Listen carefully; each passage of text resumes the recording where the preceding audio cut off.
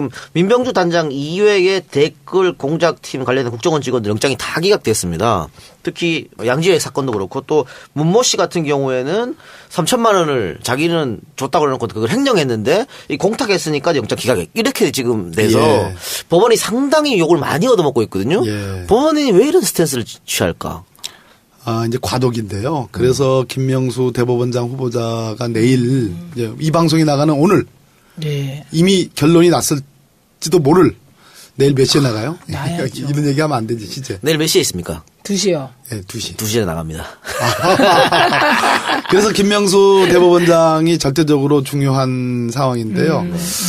양승태 대법원장 현 체제가 여러 평판사들이 지금 전국 법관회의를 만들어가면서 사법부가 변질됐다. 재판의 독립성이 외부로부터를 떤 문제도 있지만 내부에서 법원행정처가 지나치게 간섭한다. 그래서 사법부 내에도 블랙리스트가 있다. 뭐 이런 불만들이 있잖아요. 그런 속에서 사회적 평가는 전반적으로 박근혜 정부 때의 양승태 대법원장 사법부가 보수적으로 후퇴했다. 네. 예. 그런 평가를 받거든요. 그런 측면에서 서울지법 영장전담 판사들의 최근에 그러한 일련의 어떤 그 영장 기각의 흐름은 한번 다시 곱씹어볼 대목이다 이렇게 말씀드려요.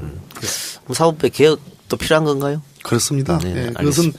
예전 같으면 이제 청와대가 하는 사법부 개혁이지만 이제 우리 문재인 정부는 그러지 않고요. 자체적으로 내부의 동력, 개혁 동력이 있으니까 자체적으로 대법원장을 중심으로 해서 되지 않겠나 이렇게 생각합니다. 뭐 법원 내부에서도 젊은 판사 중심으로 개혁의 목소리 나오고 있죠. 그렇습니다. 네. 아주 거세게 나오고 있습니다. 네. 갑자기요, 이 작가 IQ가 떨어진 것 같아요. 왜요? 좀 뭔가 사법개혁이 필요한가요? 이거는 정말. 아니, 대답을 요구하는 의원님 그러니까. 말씀하시라고. 이거 너무 당연한. 근데 저는 이상한 게 있어요. 아니 또 고향집이라고 그것도 두둔할까봐. 설마. 정의의 사도세요. 네.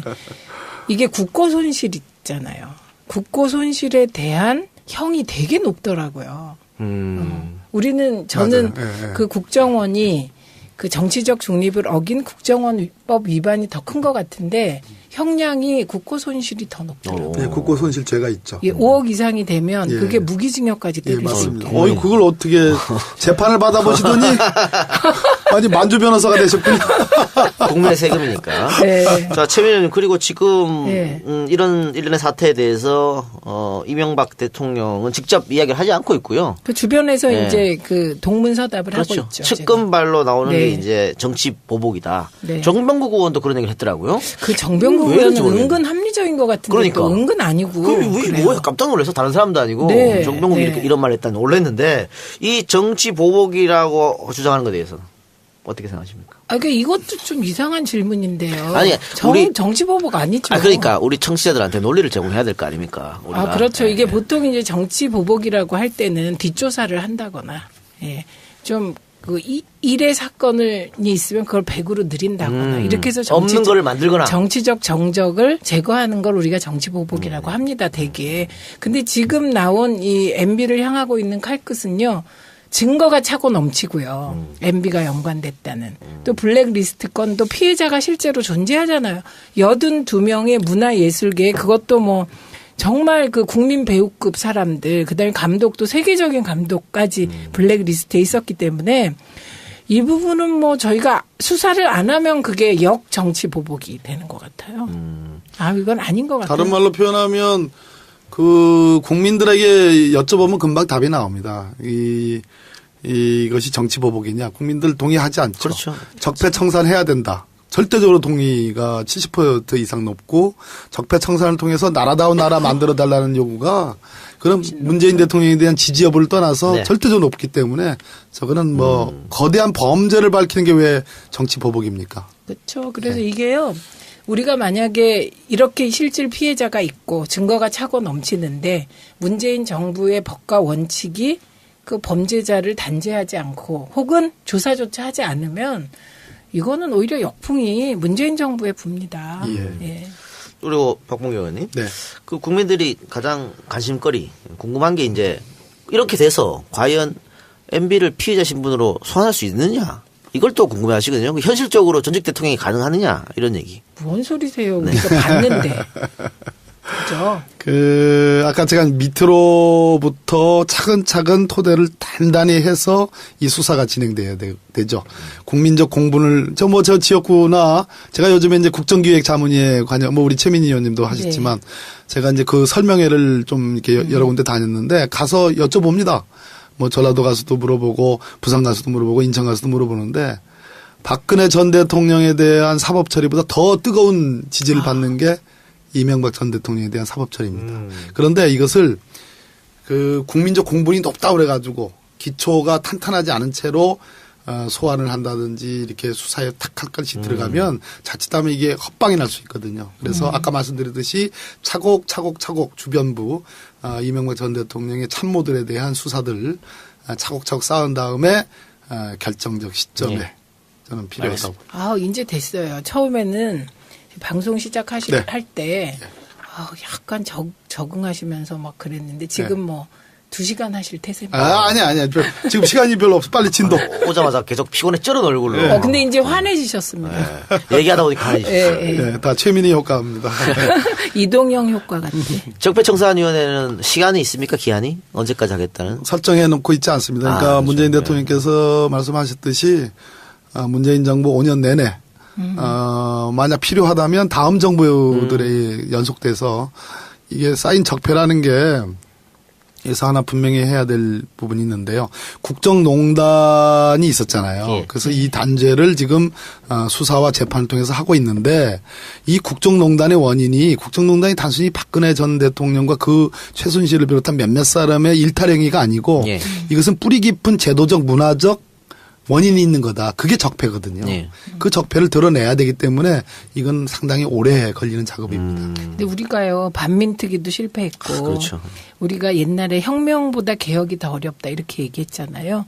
그런데 이번처럼 국민이 지속적으로 적폐청산을 요구하고 이게 거의 6개월 이상 가고 있는 거거든요. 그렇습니다. 예, 예. 이런 경우는 드물어서 예. 이번엔 한번 성공해봤으면 좋겠습니다. 네. 성공할 겁니다. 네. 해야 되고요. 그 이유를 알아요, 제가. 네.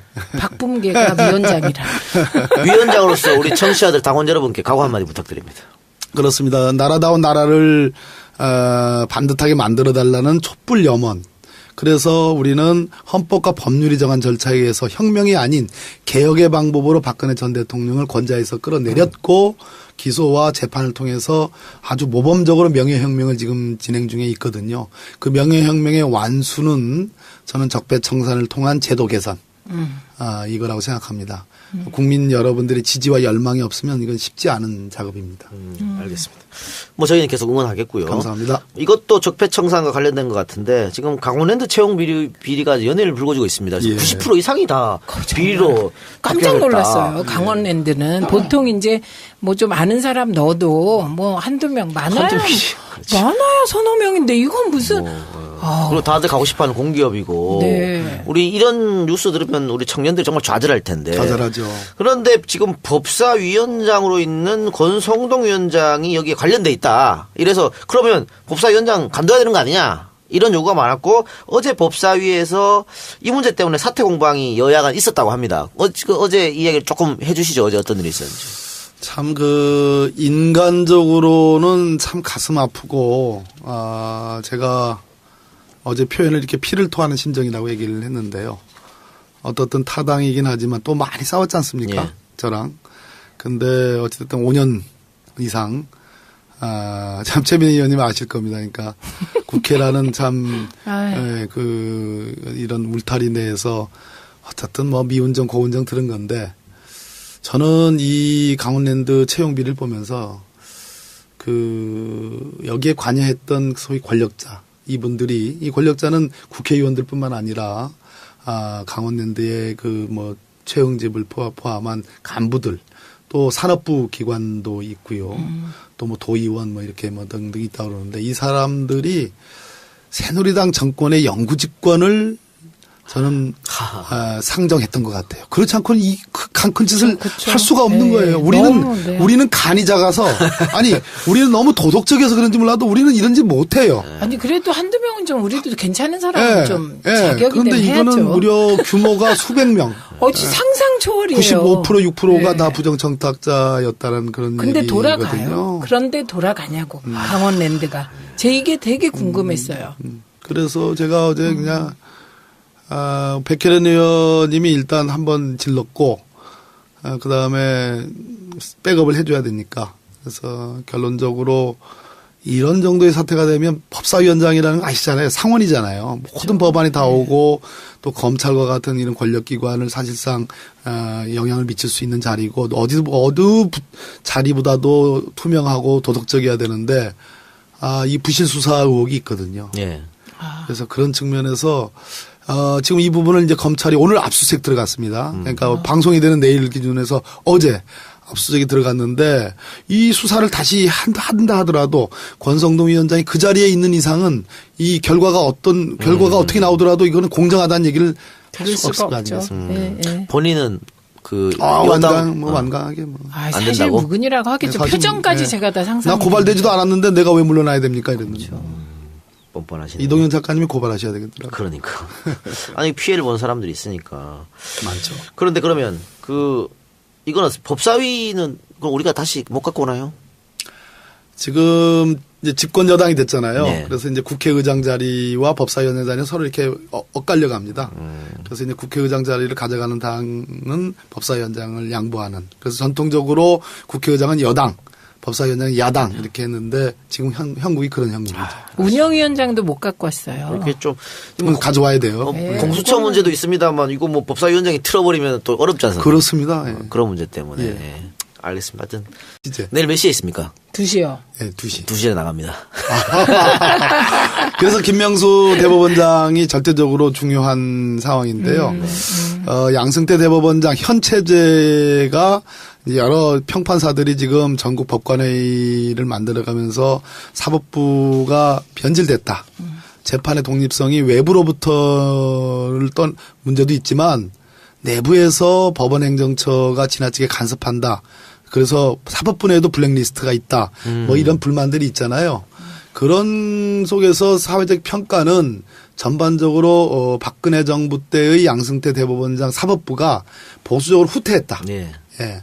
그런 평가를 받거든요. 그런 측면에서 서울지법 영장전담 판사들의 최근에 그러한 일련의 어떤 그 영장 기각의 흐름은 한번 다시 곱씹어볼 대목이다 이렇게 말씀드려요. 그럼 사법부의 개혁도 필요한 건가요? 그렇습니다. 네, 예, 그것은 예전 같으면 이제 청와대가 하는 사법부 개혁이지만 이제 우리 문재인 정부는 그러지 않고요. 자체적으로 대한 형이 되게 높더라고요. 저는 맞아요. 예, 예. 그 국정원이 그 정치적 중립을 어긴 국정원법 위반이 더 큰 것 같은데 형량이 국고 손실이 더 높더라고요. 네, 국고 손실죄가 있죠. 5억 이상이 되면 예. 그게 무기징역까지 예, 때릴 수 맞습니다. 있게. 그걸 어떻게 재판을 받아보시더니 아니 만주 변호사가 되셨군요. 국민의 세금이니까. 네. 자, 최 의원님 그리고 지금 네. 이런 일련의 사태에 대해서 이명박 대통령은 직접 이야기를 하지 않고 민병주 단장 이외의 댓글 공작팀 관련된 국정원 직원들 영장이 다 기각됐습니다. 특히 양지회 사건도 그렇고 또 문모 씨 같은 경우에는 3천만 원을 자기는 줬다고 해놓고 그걸 횡령했는데 이 공탁했으니까 영장 기각 이렇게 지금 돼서 예. 법원이 상당히 욕을 많이 얻어먹고 있거든요. 예. 법원이 왜 이런 스탠스를 취할까?